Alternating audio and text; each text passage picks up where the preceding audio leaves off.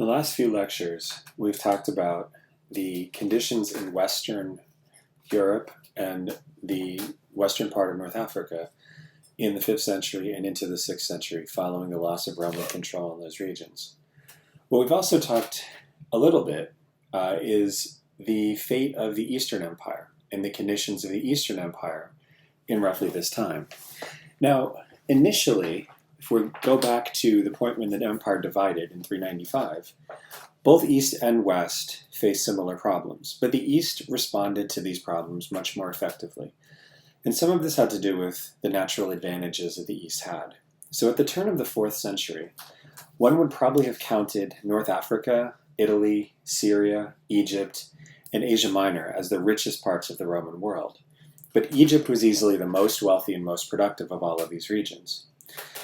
And when things started to fall apart, Italy was hammered first by Alaric's Goths and then ultimately by civil wars and the resulting civil war that led to the beginning of the Ostrogothic kingdom under Theodoric.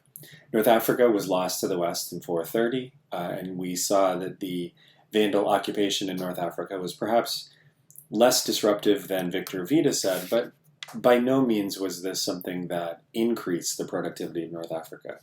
And even Spain fell away from Roman control. But in the East, we have a different story. While Greece and the Balkans did endure a number of attacks across the later 4th and into the 5th centuries, this is not the richest and most significant part of the empire. Instead, what we see is the Germanic tribes did raid heavily in Greece and in the Balkans. Even Alaric sacked the city of Athens 14 years before he sacked the city of Rome. But there was something that crucially stopped them. This was the fact that the eastern capital, Constantinople, was impossible for these barbarian groups to take. So to give you an example of this, this comes from the reign of the Emperor Zeno, and it concerns Theodoric, the man who would eventually become the sovereign in charge of Italy. And so during the reign of the Emperor Zeno, Theodoric became afraid of Zeno, and so he took his army and left Constantinople and made for Salembria because of the Numeri there. And he then rebelled and seized all of Thrace. And he marched against the Emperor Zeno as far as Sychat, which is opposite Constantinople, and cut the city's aqueduct. And after remaining there for a number of days, without being able to harm the emperor, he left and set off for Rome, which was then controlled by Odoacer, king of barbarians. And after this, he was reconciled with Zeno and did everything in accordance with Zeno's wishes. Now, this is, of course, in the late 480s. We're deep into the 5th century environment. The Western Empire has already come under the control of Odoacer. And so we're quite deep into the process of the de-Romanization of much of the West. But we can see in this a basic story that is repeated over and over again for the better part of 1,000 years. Constantinople is sort of the rock that all of these barbarian waves break against. The city cannot be taken by these barbarians. And this is just a typical example. Theodoric, as we know, is a really significant commander. He will, with basically these same forces, be able to take all of Italy. And so why is it that he's so ineffectual in attacking the Emperor Zeno in Constantinople, but he's so capable when he gets to Italy? Well, it doesn't have much to do with Zeno. It has a lot to do with Constantinople. So what you see here is a 15th century representation of the capture of Constantinople in 1453. And this gives you a sense of why the city is so difficult to take. Now, the artist he wasn't actually on the scene when this happened, but it gives you a sense of the difficulties. Because what you see, of course, immediately is Constantinople is surrounded on 3 sides by water. And then it has a massive, massive wall surrounding not just the seasides, but also a huge wall surrounding the land border as well. And so what this means effectively is that Constantinople cannot be taken by an army attacking from the land, because it can easily resupply itself by sea. It also cannot easily be taken by an army that attacks from the sea, because the city can be resupplied by land. And so to take the city, what you need is a very large and capable military force attacking from the land, and also a very large and capable navy attacking from the water.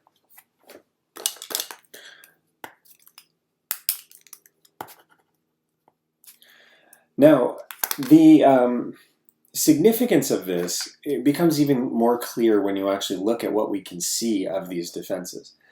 So the city of Constantinople was naturally situated in a very well defensible position. But in the 5th century, the Emperor Theodosius II enhanced the defenses of the city greatly by building a multi-sequence group of walls outside of the city. They consisted of an outer wall, an inner wall, a series of moats, and a series of towers. You can see what this looks like here. The inner wall is 40 feet tall. There are over 160-foot tall towers. The wall stretches for 14 miles across the land side of Constantinople. And then this gives you a sense of what it looked like when it was at its peak. You see the large inner wall, the 40-foot high inner wall. You see a second intermediate wall. And then you see a sort of third wall that breaches or butts up against the moat. This is a very, very difficult thing to approach. And this isn't the only feature of Constantinople's defenses that make it so difficult to take. This is a wall system that is so far ahead of its time that the city of Constantinople will not be taken by assault from an enemy army until almost 800 years after this wall is done. And in history, since this wall has been built, the city has fallen 3 times in 1600 years. And so this system of defense is really, really important. But it is joined, the land wall is joined by a set of seawalls that go right along the coast of the city. And these make it impossible for Marines to assault. You would have to basically use ladders based on ships to climb over the walls and assault the walls. And when the city falls in 1204 to the Crusaders, this is actually what is done, is the assault is launched from the seawalls by Marines who are on ships that have ladders. The 100 towers in the walls of Constantinople are an interesting feature. Now, what you see here is the harbor of Constantinople, the Golden Horn, and then this is the actual chain that was stretched across the harbor when enemy fleets were coming towards the city. And the chain would be pulled tight, and this would mean that any ship that would try to go into the harbor would basically be cut through like a knife through butter. Now, the towers around the city of Constantinople were very interesting in nature. We have the law that governed the erection of the wall and set the terms under which the property that belonged to private individuals would be requisitioned for the construction of the city wall. And it says this, it says, "We command that the towers of the new wall, which have been constructed for the defense of our most splendid city, shall, after the completion of the work, be assigned to the use of those persons through whose lands the wall was duly erected. And this regulation and condition shall be observed in perpetuity, so that these landholders and the persons to whom the title of these lands may pass shall know that each year they must provide for the repair of the towers at their own expenses, since they acquire the use of these towers as a special favor for the public." Now, this is very interesting. The city of Constantinople was first walled by Constantine. And then under Theodosius II, the extent of the city was expanded greatly out to this area that had been farmland. And so when they built the Theodosian Wall, the Theodosian Wall stretched through people's farms and people's estates. And so to compensate these people for the fact that their estate was now bisected by a wall, what the government did was it said that they would have the use of the towers of the wall. Now, this doesn't mean that they get to stand on top and like throw things at people. It means that they get to use the ground level of these towers. And this doesn't seem like much compensation. But when you think about it, and if you've ever been to Constantinople or you've been to Istanbul and you walk around the city, you can see to this day that these areas alongside the wall provide part of the structure that people use for restaurants, for shops. And the other thing that's important about these towers is many of these towers are near to the gates of the city. And again, if you have been to Istanbul and you've walked along the wall, what you realize is it's really hard to get out of this place. There aren't a lot of ways through the wall. You have to go through one of these gateways. And so if you have possession of a tower near to one of the gateways, this is a great place for a store or a restaurant or some sort of commercial activity because people absolutely coming in and out of the city have to pass by your establishment. And you already have part of the establishment built. by the city. And so in return for this, you have to keep up the basic maintenance of the structures on your land.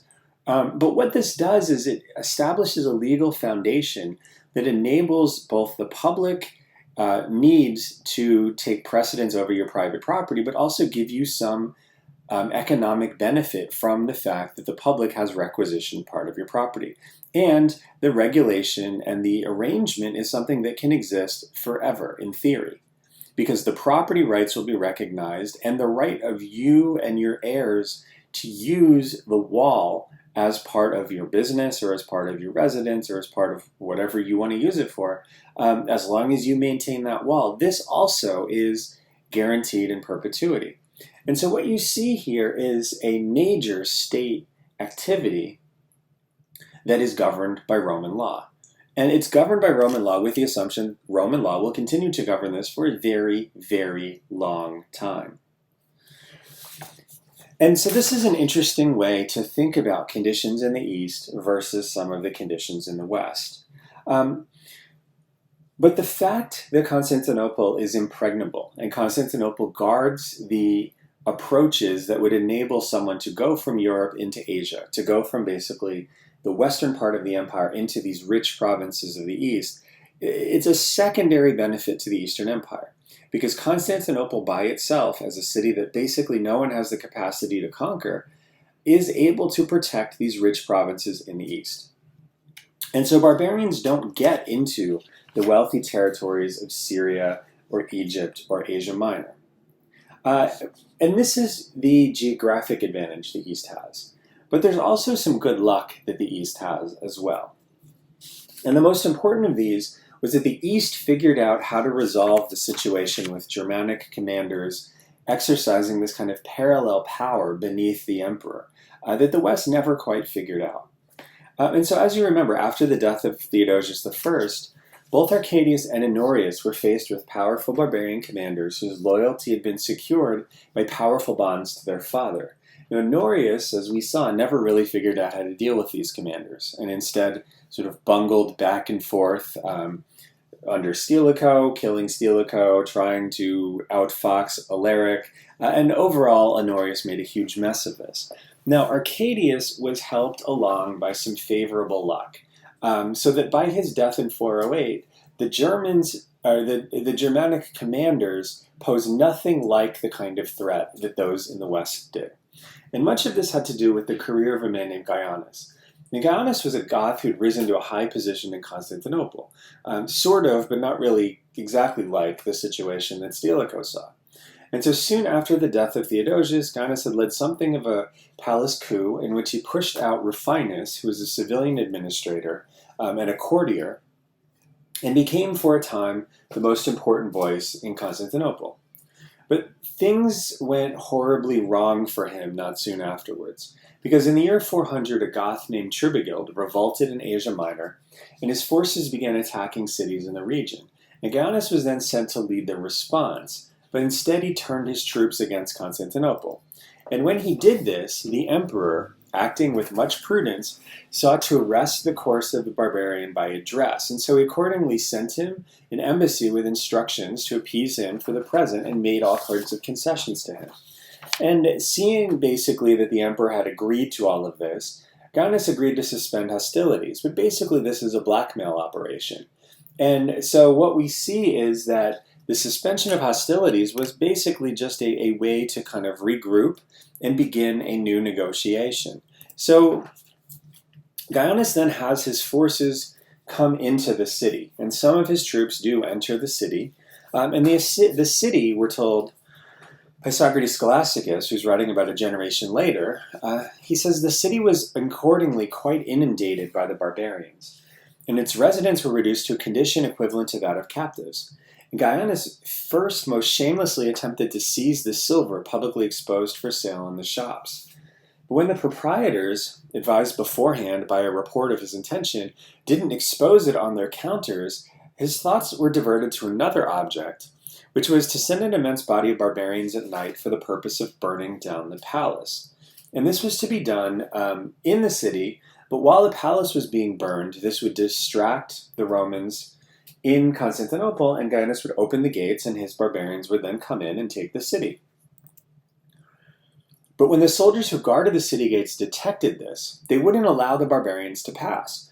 And so the barbarians drew their swords and put them to death. But this caused a great deal of noise, and death seemed to threaten everyone. But nevertheless, the city remained secure at that time, its gate being everywhere well defended. And the emperor, with timely wisdom, then proclaimed Gaius a public enemy and ordered that all the barbarians who remained shut up in the city should be killed. And so Gaius's forces in the city are massacred by a combination of armed citizens and the troops who were guarding the walls. And once Gaius's troops were destroyed in the city, the troops outside the city really had no ability to threaten Constantinople again, and eventually this is put down.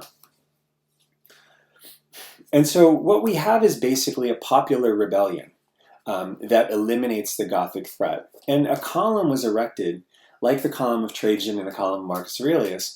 A column to Arcadius was erected celebrating this victory. The upper left is what remains of that column now. It's actually in the backyard of a auto shop.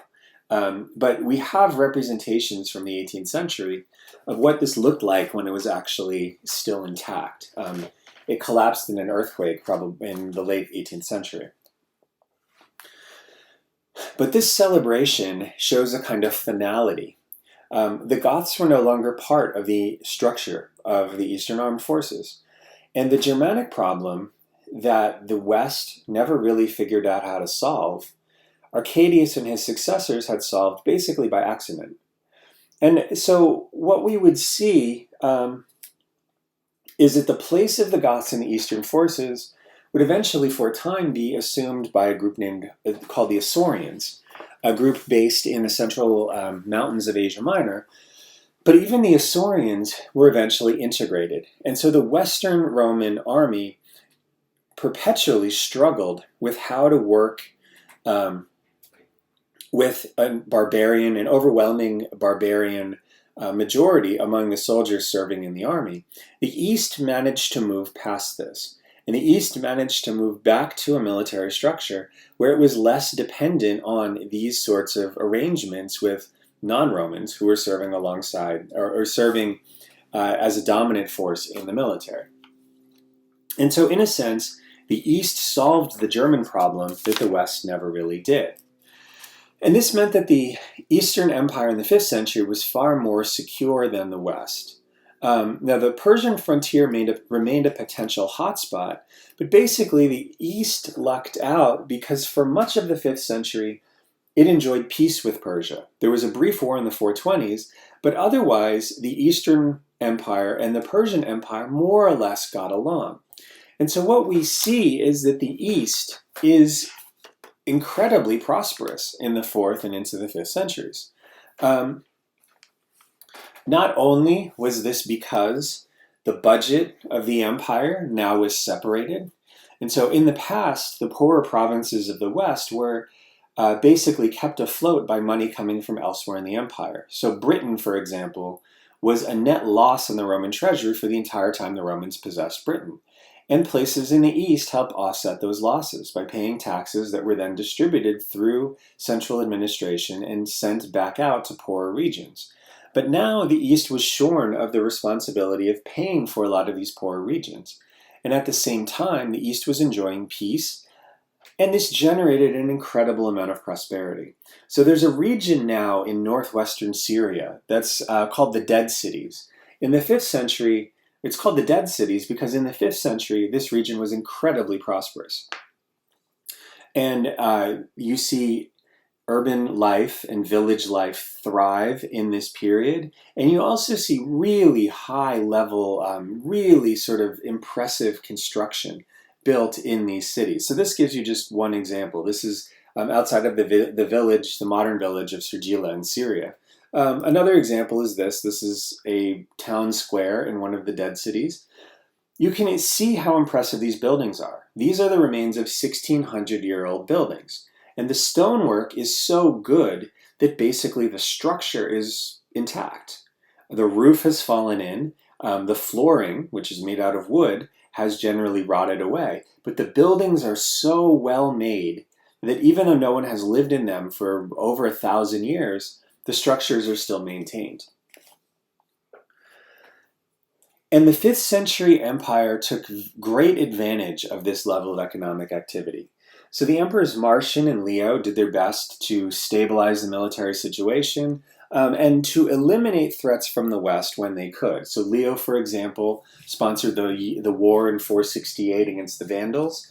And even though that war was designed to take out the Vandal kingdom and it failed to do this, the war did have the important effect of securing the eastern Mediterranean seas against the attacks from Vandal pirates.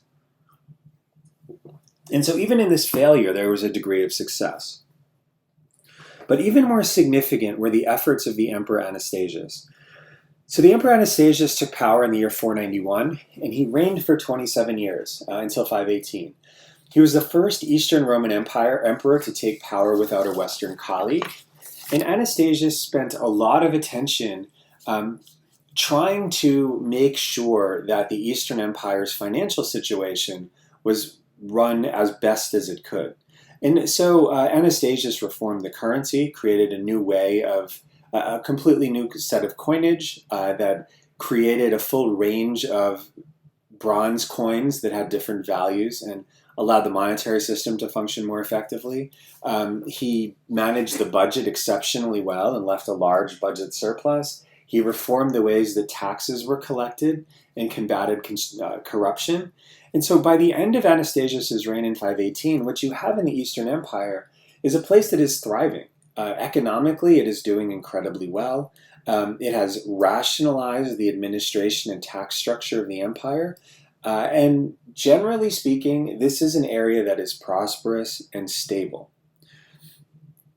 And so if you talk about decline in the West, the very measures that you can look at in the West and say, this is where we can clearly agree that the Roman Empire declined. Loss of territory, loss of political and military power. These things in the East do not decline at all. In fact, the East is doing better across the 5th century than it had been in the 4th century. And so again, when we're thinking about questions of decline and fall, our starting point is the entire Roman Empire. By the 5th century, we've separated out parts of the Roman Empire, and the activities and fates of those regions are different. But a large part of the empire, the eastern part of the empire, is doing better in the 5th century than it really had been for centuries before. And so you cannot look at the political or economic conditions in the East and say there's decline. There isn't. There's progress. And this also has to be part of how we measure questions of decline and fall. Now, an interesting way to maybe problematize the situation in the East, and this idea that the East is actually better in the 5th century than it ever had been before, is to turn our attention to cultural life in the region in this time. And of all the things that people can study in this period, modern historians have chosen to spend a lot of time on the cultural situation in the Eastern Empire in the 5th and into the early 6th centuries. There's a lot of ways to do this. One can look at the development of schooling and the number of public institutions and private institutions of higher education that are active. You can look at the fate of rhetoric, and in the 6th century, rhetoric is actually, Greek rhetoric in particular, is actually thriving. It's doing better than it really had been across the 5th century. But one thing that a lot of people tend to focus on is the treatment of philosophers. And it's commonly been thought that philosophy was in a sort of terminal decline in the East in the 5th and into the 6th centuries. But the reality is much more complicated. Traditional philosophy remained important in the Eastern Empire in the 5th century, in the 6th century, and into the 7th century. And people who had a philosophical education were respected and they were seen as culturally important. This is as true in the 6th century as it was in the 2nd century. But with that said, the sorts of things philosophers did, the kinds of schools they belonged to, and the sorts of things that they talked about did change in this period. It did change in the later Roman Empire. So earlier in the class, we talked about philosophical life and the conditions for philosophical life under Marcus Aurelius.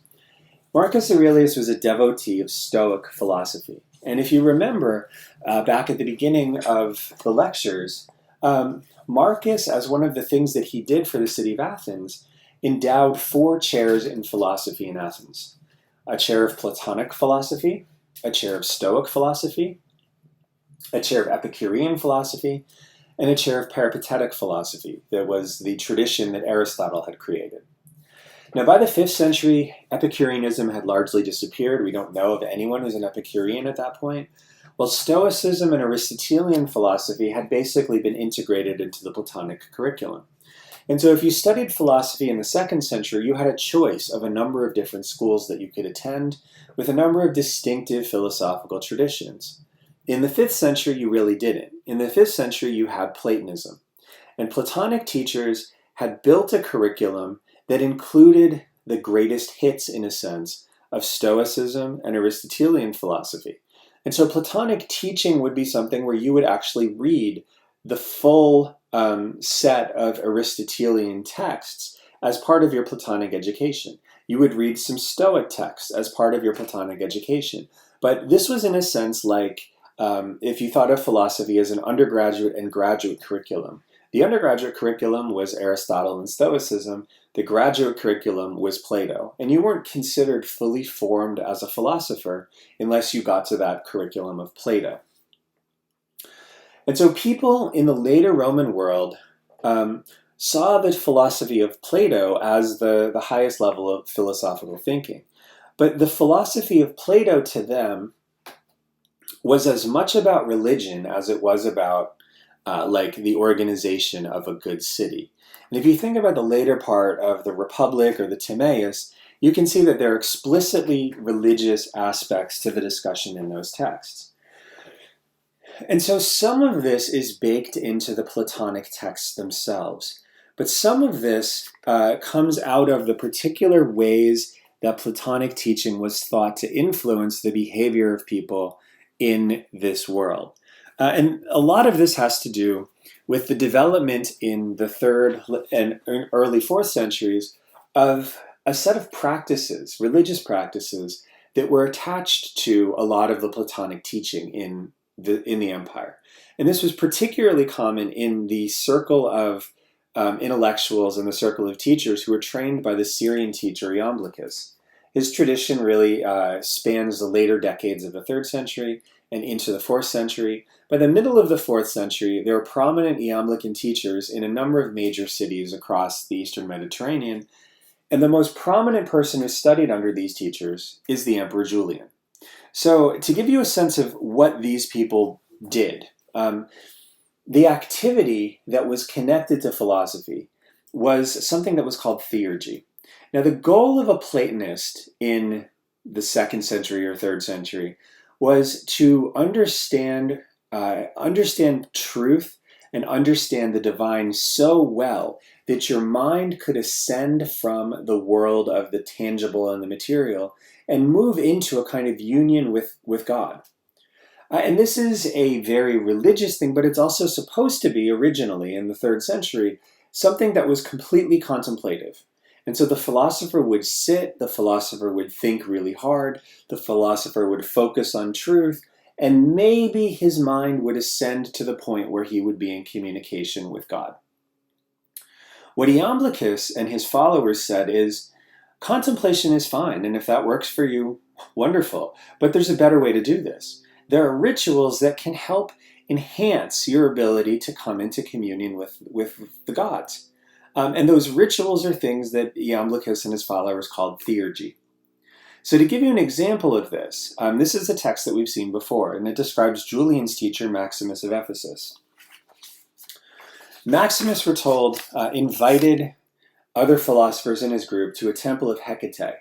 And when we arrived, he saluted the goddess, and he said, "Be seated, my friends, and observe what shall come to pass, and how greatly I surpass the common man." And so he then burned a grain of incense and recited to himself the whole of some hymn or another, and was so highly successful in his demonstration that the image of the goddess first began to smile and then began to laugh aloud. And before he could finish, the torches in her hand burst into flames. And when the sainted Emperor Julian heard this, he said to his teacher, "Farewell and devote yourself to your books, because you've shown me the man I was in search of." And so theurgy, when done in the way that Maximus does it, is a ritualistic process that brings the gods and humans into a common space and allows them to interact with each other. Before the Anglican tradition, this was something that was done primarily through contemplation. Now this is done through rituals. And in a pagan environment, these rituals are questionable. The difference between theurgy and magic is one of interpretation. The theurgist says that the god comes willingly, but the person who does not believe in theurgy says this is magic, because magic is a set of rituals that compel the gods to do something. And the only question, the only difference between theurgy and magic is whether the gods come willingly or not. And so this is a bit of a tension, because as Christian students begin taking courses in philosophy, there is always this question about what to do about theurgy. They knew that some of their teachers were theurgists. They knew that some of their teachers did this stuff in private. The teachers were very careful to make sure that the only people present when they did these kinds of rituals were safely pagan people who would not object to them. But this does create a bit of tension, because the pagan teachers don't trust the Christian students, and the Christian students are suspicious of the pagan teachers who do this kind of stuff. And so as we move into the 5th century, what we see is this tension gets more and more profound. So by the late 5th century, we have situations like this. This is a description of the philosopher Proclus, who lived in Athens in basically between 435 and 484. This is a set of events that happened around the year 450. So we're told that Proclus was dear to the philosophical goddess Athena. And the goddess herself made this clear when her statue was set up long ago in the Parthenon. And this was transferred by the people who move the objects that should not be moved. And when this happened, a vision appeared to the philosopher, where a certain beautiful woman came up to him and announced that he must prepare his house as quickly as possible. And it said that the Lord of the Athenians wants to stay with him. And so what you see in this is a portrayal, a picture of pagans seeing in Christians vulture men. This is another term that's used for Christians in the life of Proclus, or the elusive term, people who move objects that should not be moved, a reference to the fact that they move pagan statues out of the place where the pagan statues belong. And so the philosopher, like Proclus, can come to see himself as the guardian of traditional religion. Proclus quite literally believes that Athena, after she's moved out of the Parthenon, lives in his house with him. But we have to understand that despite the fact that they see this incredible tension between their practice as philosophers and the Christian reality of living in an empire with people who move objects that should not be moved, there is still a belief that these philosophers need to remain active.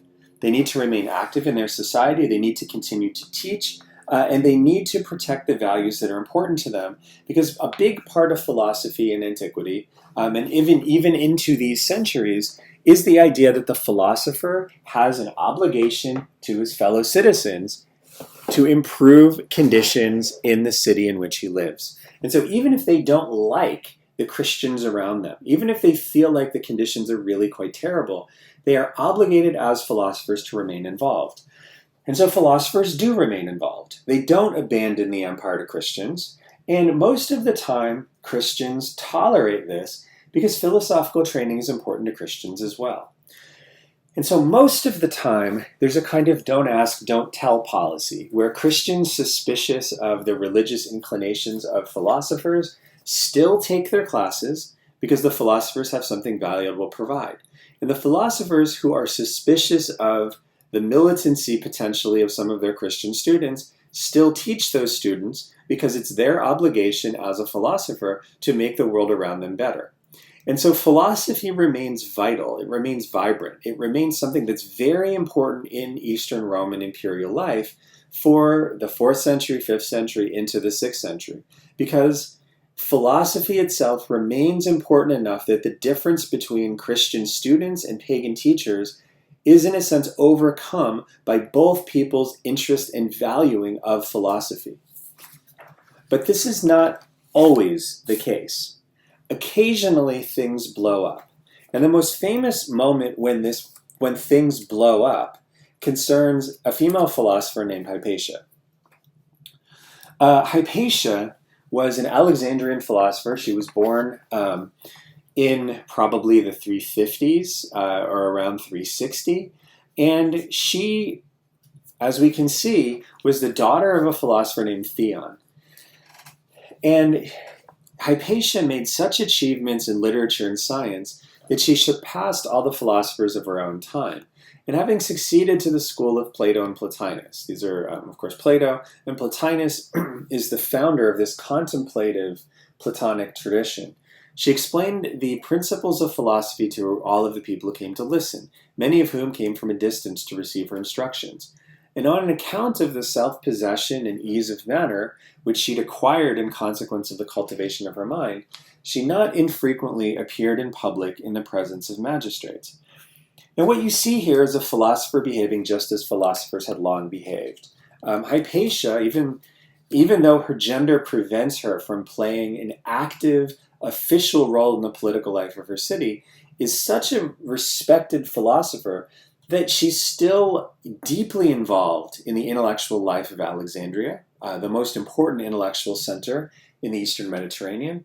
And she's also so important that she's consulted about matters of state by governors in Alexandria and also by town councilors. Now, Hypatia had been playing this role since about the 390s. But as you get into the 410s, the situation in Alexandria takes a turn. Because in 415, Hypatia comes to the attention of the bishop of Alexandria, a man named Cyril. Now, Cyril was in a very difficult position because Cyril was supposed to take power as bishop of Alexandria following the death of his uncle, a man named Theophilus, in 413.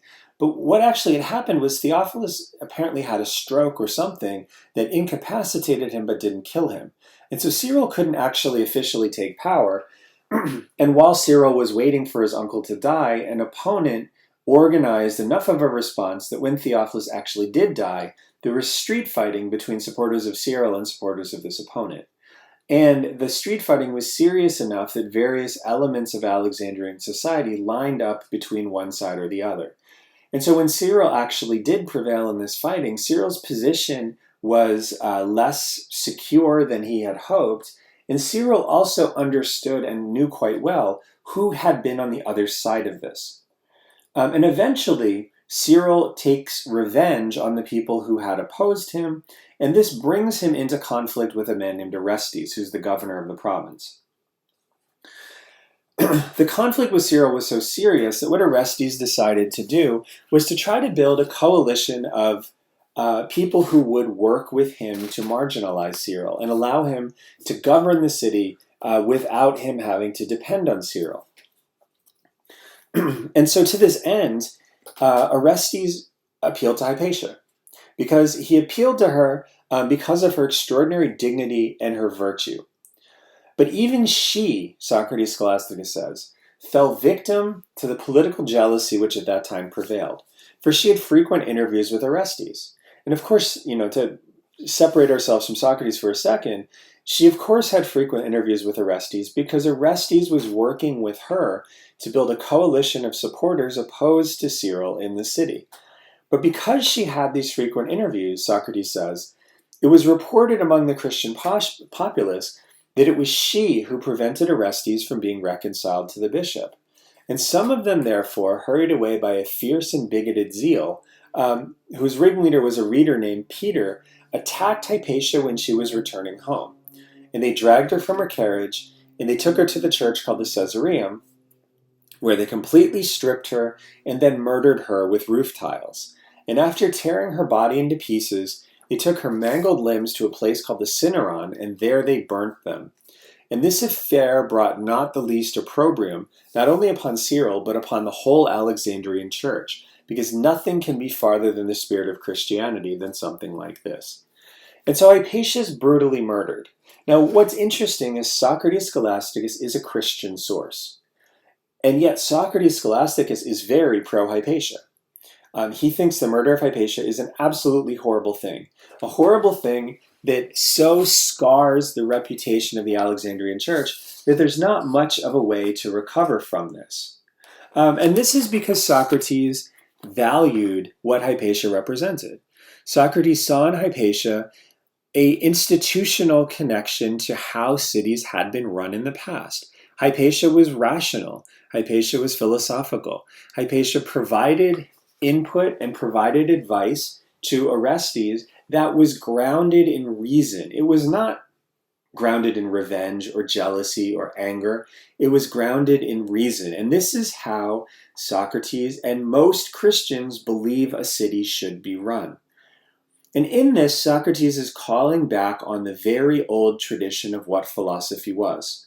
Philosophy in the Eastern Mediterranean and in the Roman Mediterranean was a tradition that made sure good governance happened. This is why Marcus Aurelius was so revered for his philosophical inclinations. Those inclinations allowed Marcus to say that he was governing according to the absolute best principles available. Orestes is trying to do the same thing. Orestes is trying to make it clear that he's governing according to the very best principles possible. And most of the empire still believed that that's what philosophy represented. But not all of the empire. We also have a tradition that talks about the death of Hypatia that comes from sources that are influenced by what supporters of Cyril thought. And here we also see a 5th century view of philosophy represented. Now this source is actually quite late. It's a 7th century source. But the material it's representing is almost certainly 5th century material that justified the murder of Hypatia by supporters of Cyril. And so what John of Nicaea says is, in those days, there appeared in Alexandria a female philosopher, a pagan named Hypatia. And she was devoted at all times to magic, astrolabes, and instruments of magic. And she beguiled many people through her satanic wiles. And the governor of the city honored her greatly, for she had beguiled him through her magic.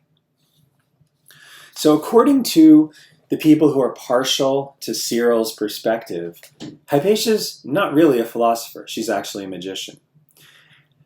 And what you see here is a reflection of that Christian perspective on what theurgy was. Now, Hypatia is not a theurgist. She never practiced theurgy. There's no evidence whatsoever that this was something that interested her. But the fact that philosophers in general did practice this ritual that seemed to people like magic meant that it was possible to use that as a line of attack against her. And that is the line of attack that the supporters of Cyril used to justify murdering Hypatia. What they say in essence is, this is not about philosophy. This is not about rationalism at all. This is about magic. And so she's not actually a philosopher in this traditional way. She's instead devoted to magic, and this is not something that's protected by the old social contract. Now, the interesting thing is we have a third perspective. We have a pagan perspective, written by a pagan philosopher named Damasius, who worked in both Alexandria and Athens. Now, he was born probably almost 50 years after Hypatia was killed, and so this is not firsthand, but he does have a lot of cultural memory. And so it's interesting to see how Damasius describes this. Damasius said that Hypatia was as articulate and eloquent in speaking as she was prudent and civil in her deeds. And the whole city rightly loved her and worshipped her in a remarkable way. But the rulers of the city from the first envied her, something that often happened at Athens too. And thus it happened one day that Cyril, bishop of the opposition sect, i.e. Christianity, was passing by Hypatia's house. And he saw a great crowd of people and horses in front of her door. Some were arriving, some were departing, others were just standing around. And when he asked why there was a crowd there and what the fuss was about, he was told by her followers that this was the house of Hypatia the philosopher, and she was about to greet them. And when Cyril learned this, he was so struck with envy that he immediately began plotting her murder, in the most heinous form of murder at that. And so what Damasius says about this case is quite interesting. Damasius too acknowledges that Hypatia fit into the old model of what a philosopher was. Someone who's rational, articulate, and someone who guides the direction of the city in a philosophical way, just as philosophers had long done. But what Damasius says is what actually causes the conflict here is frankly that Cyril is jealous. He's jealous about her reputation, he's jealous about her importance, and it doesn't even have anything to do with Orestes at all. This is, in Damasius's mind, a straightforward conflict between Christianity and the leadership of the Christian church and philosophy. And what Damasius is saying is that these things actually, and in certain circumstances, cannot coexist. And so what we see are basically three perspectives. The pagan perspective is one that shows the suspicion that pagan philosophers have of the Christian environment around them. The Cyril perspective, John of Niccea's perspective, is one that says that philosophy, as practiced in the 5th century, is magic, and therefore there's no place for it in civilized society. Socrates' perspective is one that says there is absolutely a place for philosophy. It's the same place that philosophy has had forever. And this is not necessarily inimical to Christianity. It's just inimical to Christianity when somebody like Cyril behaves in this particular way. And so there's three perspectives here. One is the Christian perspective of Socrates that very much values philosophy and very much values a social structure dependent on philosophy's long-standing role to provide rational counsel to people who are in charge. Then there is the radical Christian perspective that philosophy has basically degenerated to the point where it's basically magic, and the destruction of philosophers is something that's completely justifiable. And then there's the pagan perspective that says that this is what philosophers should do. They should be active in their city, but really conditions are such that that is a dangerous thing to be doing. And so where does this leave us? Well, basically what we can see is a picture of philosophy in the Eastern Roman Empire as something that is still vibrant. This is not the philosophy that Boethius talks about fading away into nothing. But it's also something where the position of philosophy has changed, something that has long been accepted as vital and important in the operation of the empire no longer is. It's something that is now subject to contestation. And so what we've seen, and what some scholars argue, is that philosophy becomes something that's persecuted, and philosophers become a persecuted class. This isn't actually what's happening. Occasionally philosophers are persecuted. Hypatia, though, is the last one to be killed for being a philosopher. And we know of philosophers active in the Eastern Empire for nearly 200 years after Hypatia's death. And so we don't, and we shouldn't, see philosophy as something that is snuffed out by Christian violence. It isn't.